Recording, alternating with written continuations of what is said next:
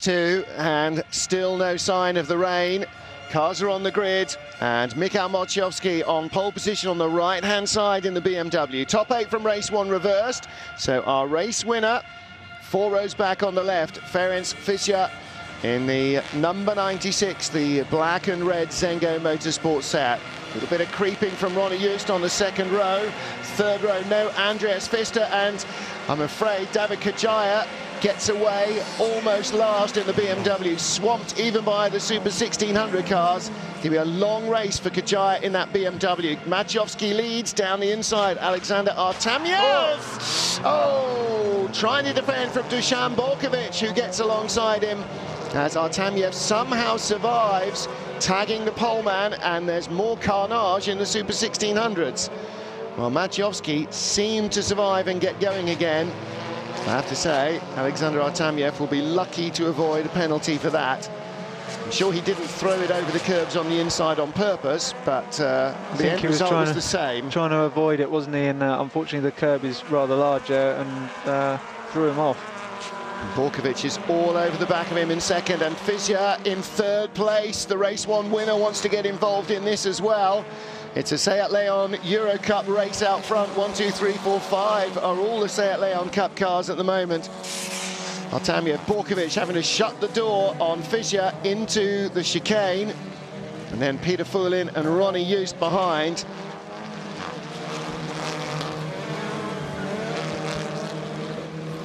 Sixth position looks like Aytaç Biter in the first of those turquoise Turkish BMWs. But as we saw in race 1, he's not going to have the pace to stick with this train. Question for me now, James, is not if Artamyev gets a penalty, because I think that's probably going to happen, but who of the remaining 4 will have any tyres left at the end of the race?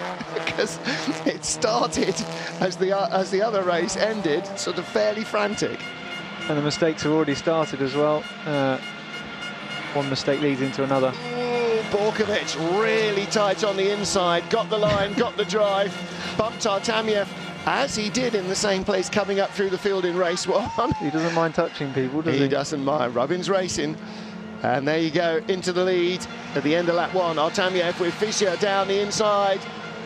And listen to the crowd acknowledging the move as the Hungarian goes up into second. Peter Fulin now trying to get involved. So he's come from 8th to 2nd in one lap. Yes, he has.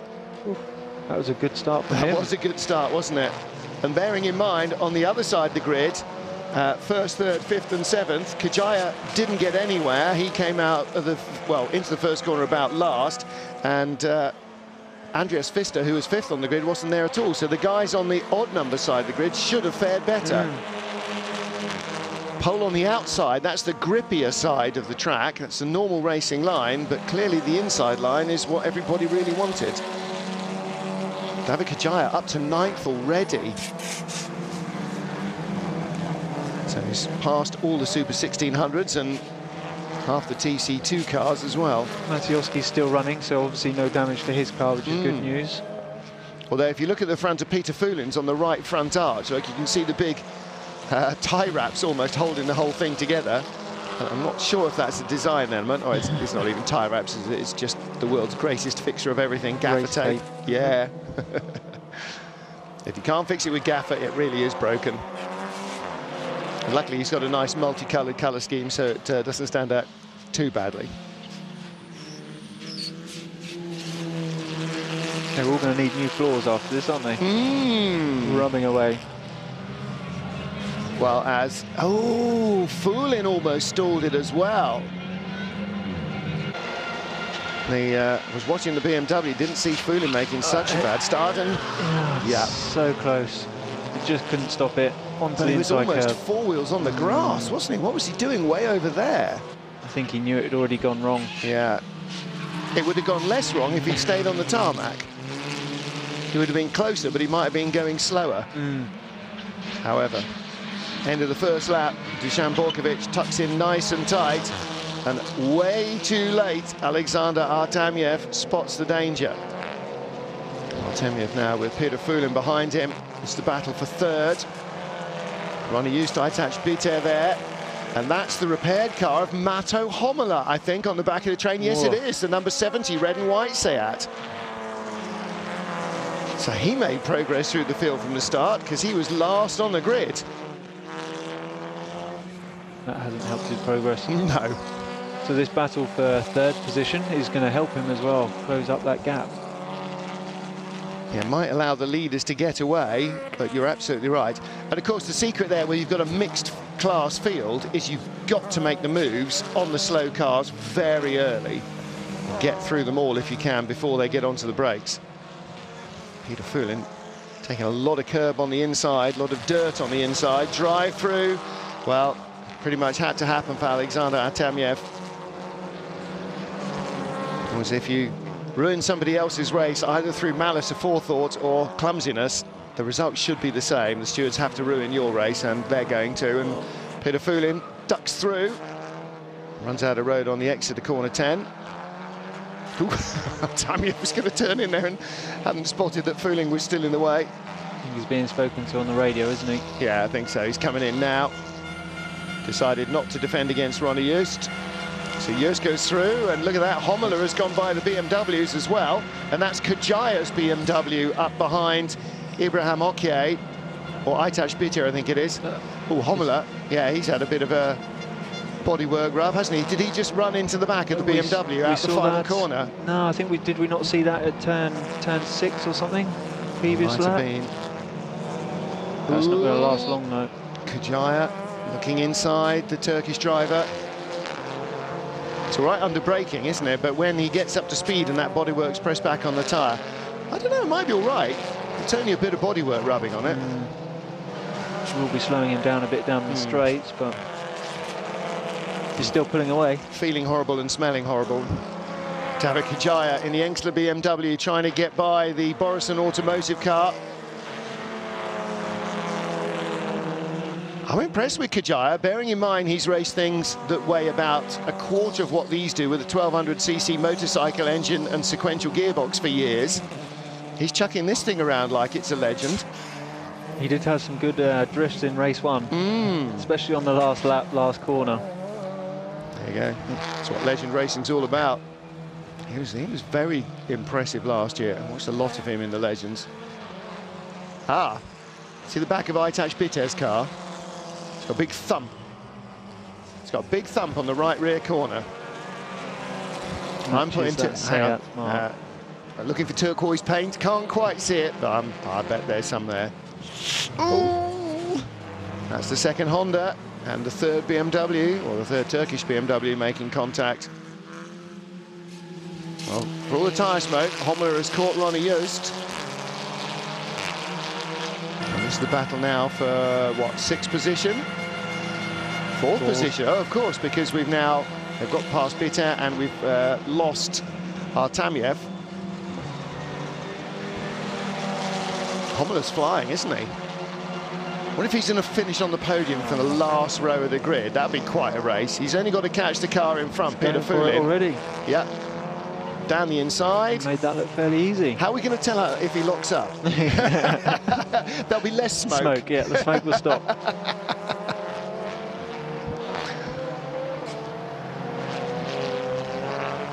Homola, Just and Kajaya joining in now.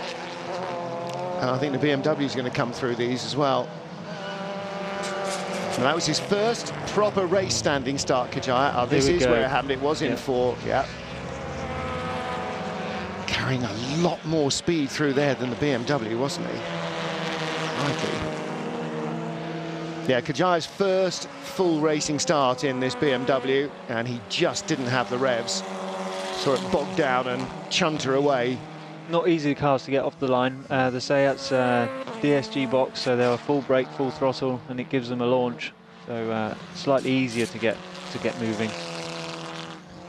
That showed from the front row. They all flew off, and the BMW was just stuck there, almost in get your home mode. The race 1 winner is Nicholas Makshin, still leading in Super 1600. I'm not seeing much of them because the front end of the field refuses to calm down very much. Dusan Borkovic leading by 1.5 seconds from the race 1 winner. There'll be an awful lot of people in the grandstand with 6'10" voodoo dolls, long, thin voodoo dolls, poking pins in it, going, waiting to see a Hungarian win in race 2 as well. I'm not sure if that's going to happen. Borkovic looks a little bit more on top of the car now. And James, you know, he's only done one race, all but no testing laps in this car. So, you know, race 1 is a lot of experience built in compared to what he had before race 1. So you would assume that he's now starting to get a little bit more of a feel for the car. Yeah, I think so. He's used to the regulations and championship style because from World Touring cars, so that's not new to him. And the car's very chuckable, so I think he can get on top of that very quickly. He leads by 1.5 seconds right now.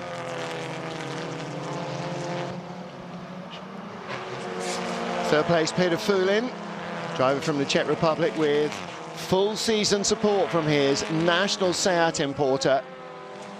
And they're not having a bad start. That's why it's got the full factory-style Seat Ole colours on it. He's having a good run in third place behind Dusan Borkovic and Ferenc Fischer. Ronnie Joost behind David Kajaya, so he is now down to 6th, being chased by Aytac Bitter, because in front of them already Mato Homola has gone by and left, trailing smoke in his wake.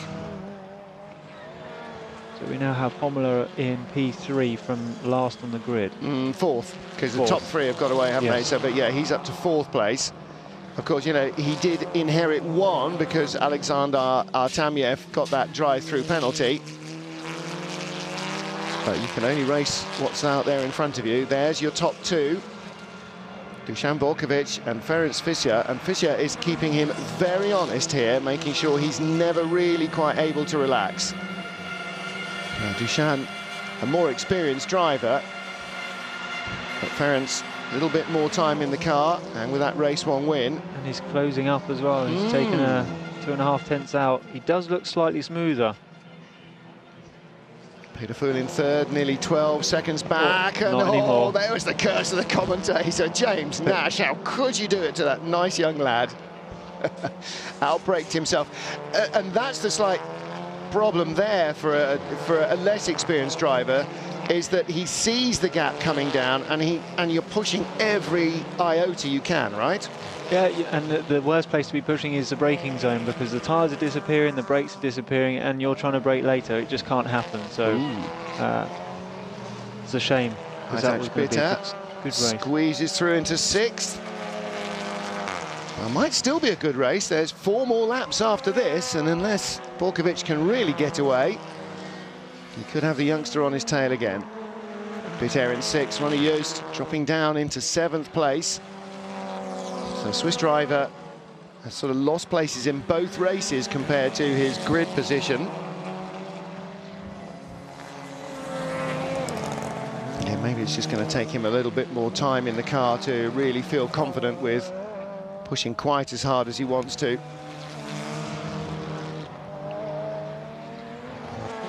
I wonder how long it's been since Aytac Bitter last drove his BMW, actually, because he looks again a lot more relaxed in this than he did in race 1. He's been racing essentially the same car since he was in the World Touring Car Championship in 2007-8. Been a BMW driver before that and ever since. In addition to the turbos and stuff, kind of makes a difference to how it works, but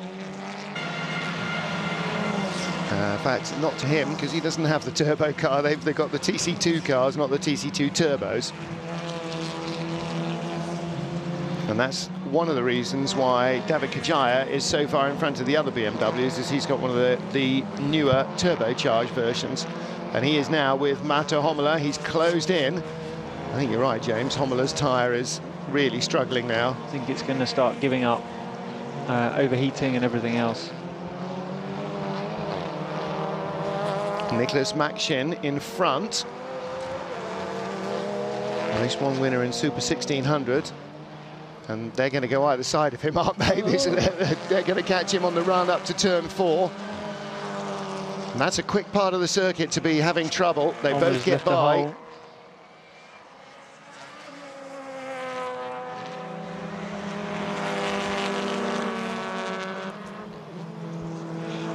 Kajaya, I'm going to wait till he gets out of here before I say made that look quite straightforward.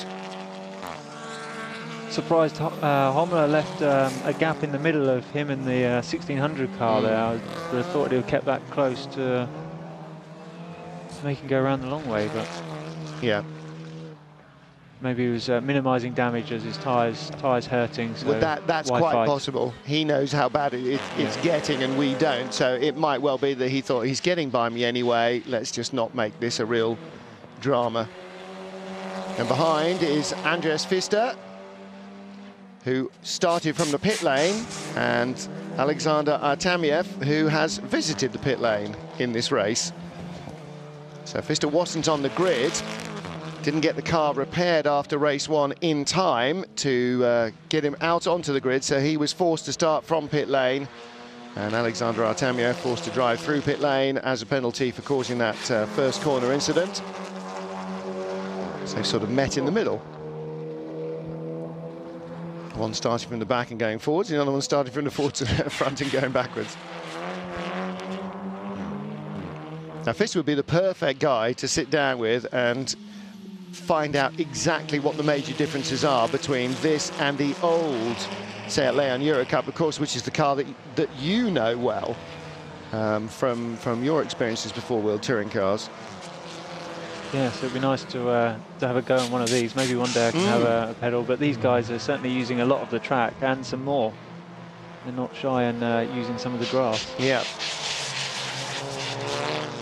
It sounds now like the Eurocup cars used to sound like at Pau, through Foch, scraping the splitter everywhere. I mean, they must be riding quite a lot lower. Either that, or actually the splitter is a lot further forward, so as you get the roll, of course, it's more likely to ground out. But I mean, there's a big step there at the front of the car that the old cars certainly didn't have. That gives them an awful lot of extra front end downforce. But if it's based on looks, then it's made a massive step forward. Well, I mean, it is a very aggressive looking car. Look at the rear wheel arch as it goes away, the way it's got that kind of 1970s, not AMG, but kind of fin effect where the air, used to have on the front of the bonnet little air guards to stop the air spilling off and all that stuff. But yeah, very aggressive looking cars now compared to something that's as round and smooth as the Fiesta or the BMW.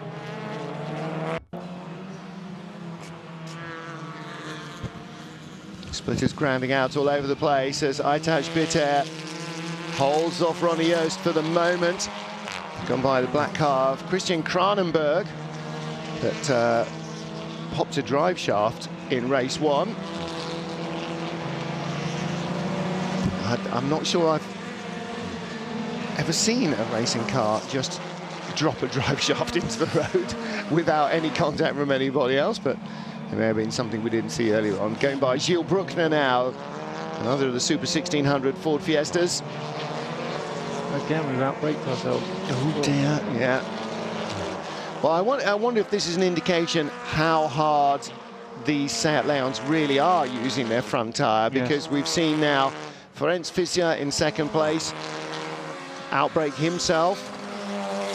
Maybe it's just actually that they still haven't quite got used to how much they wear later on in the race, because you sort of don't get that in testing, do you? You're working on other things rather than on tyre life. Yeah, you do 3-lap runs normally, so yeah, doing a 12-lap stint isn't priority at the time. You really find out in real race trim. Well, there's the man in second place. They've just gone by Gilles Bruckner in his Super 1600 Fiesta, and Bruckner currently lying third in the class. There's Uli Kraft, she's in second spot. Meanwhile, battle on between Andreas Pfister and Alexander Artemiev, just outside the top 10. Pfister hangs on. Is that Peter Rickley in front? No, it's the 24 car of Daniel Conrad, who got shunted off earlier on by one of the BMWs.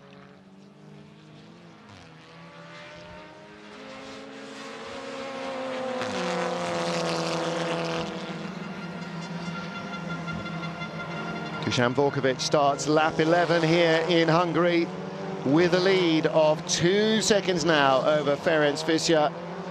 And he's starting to think that the veteran Serb is going to hold the young whippersnapper from Hungary off at this rate. However, now watch him go off into the tyres. Just I happen to have mentioned that. Let's hope that's not too much of a curse. Peter Fulin on the podium in third at the moment, and David Kajaya from fourth place is not going to find 17 seconds in 2 laps. Definitely not. So your top 3, and these guys were all there or thereabouts on lap 1, and they still are with 2 to go. So everybody else has had their own share of bumping and banging and penalising, and it's again just focusing on every curb, every line, just making sure they hit it all and not running too wide. You know, it's still a bit damp offline, so on the artificial grass, and I think that's what's maybe causing extra mistakes afterwards as well.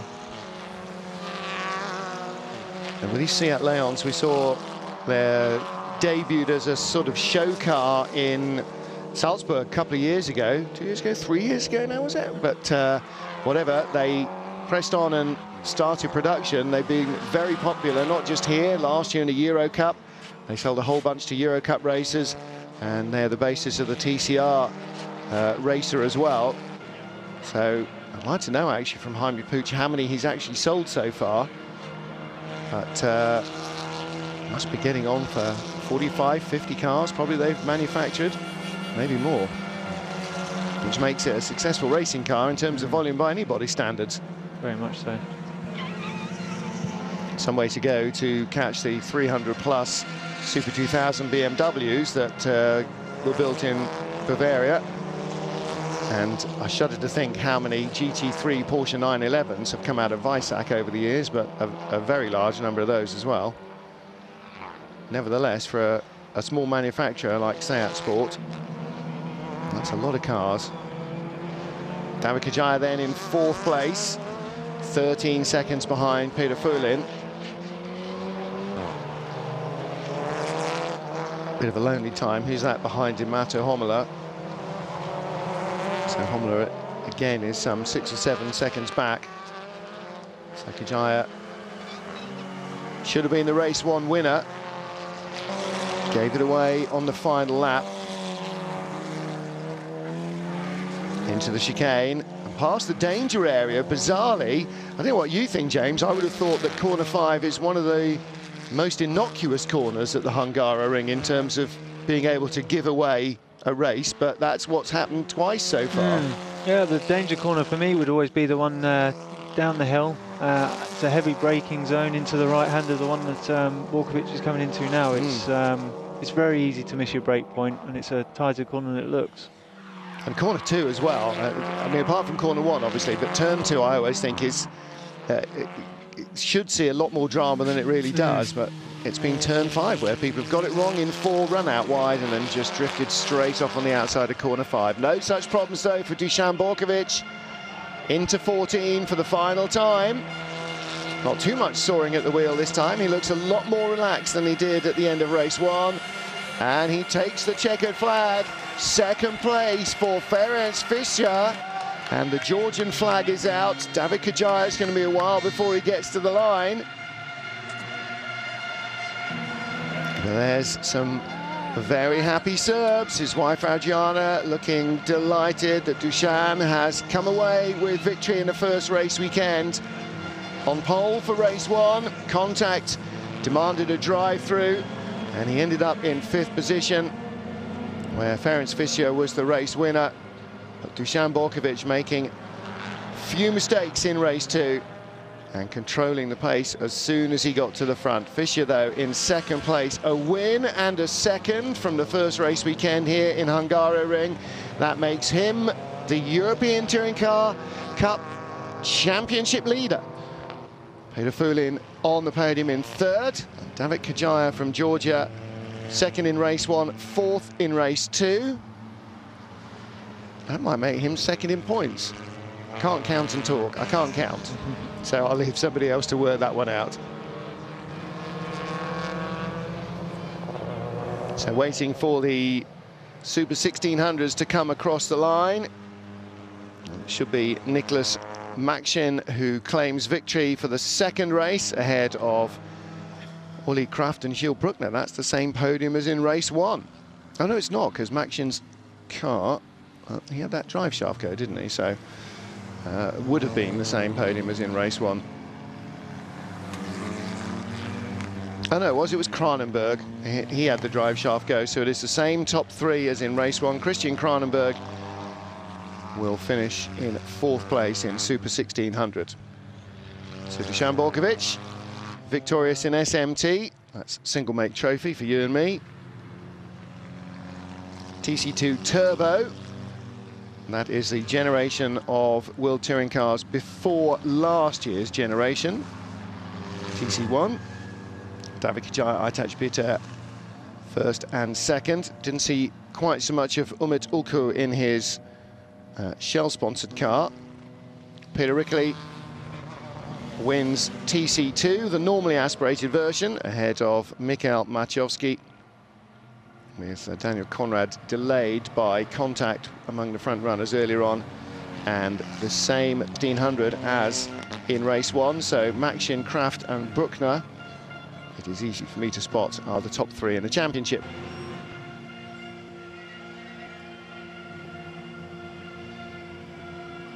So the Serbian driver comes down pit road. Serbia, Hungary, Czech Republic, Georgia, Slovakia, Turkey, ahead of a pair of Swiss.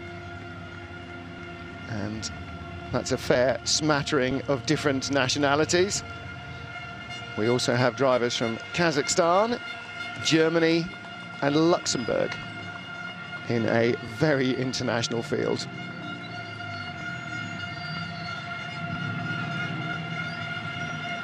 So all the cars now go into Parc Fermé, where they will be left untouched by the teams.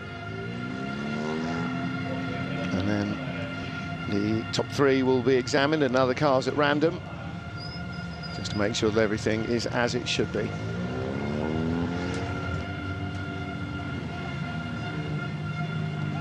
So James, first weekend of what will be 6 weekends this year in the European Touring Car Cup, and all looks like it could be highly entertaining.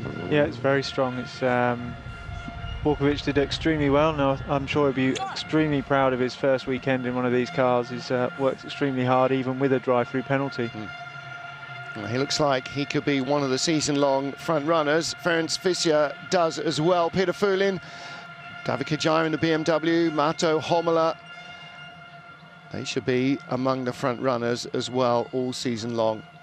And Andreas Pfister, if he can sort out whatever the issue was with the car, he should be up at the front as well. He was always very quick in the SMT cars in the last couple of years' championships. Well, that's it from the Hungaroring. Next time out in Slovakia, middle of June, and the week after that at Paul Ricard, both supporting the World Touring Car Championship again. Dusan Borkovic and his wife Adriana, and you think, well, they're just a normal height until you see everybody else around them down somewhere between shoulder and elbow height. So confirmation of the results in the various different classes, but Ferenc Fischer is the man who will lead the standings for the next 6 weeks before they get underway again in Slovakia. After Paul Ricard, they go to the fabulous Czech circuit of Brno, to Zolder in Belgium, and then into October, the season finale, 2 races around the lake at Enna in Sicily. If they're lucky, it might be hot, dry and sunny at some, if not all of those. Slovakia can be very warm or very wet. So can Brno, so can Enna. And we'll have to wait and see what the season produces. Well, that's it. Thanks to James Nash for work.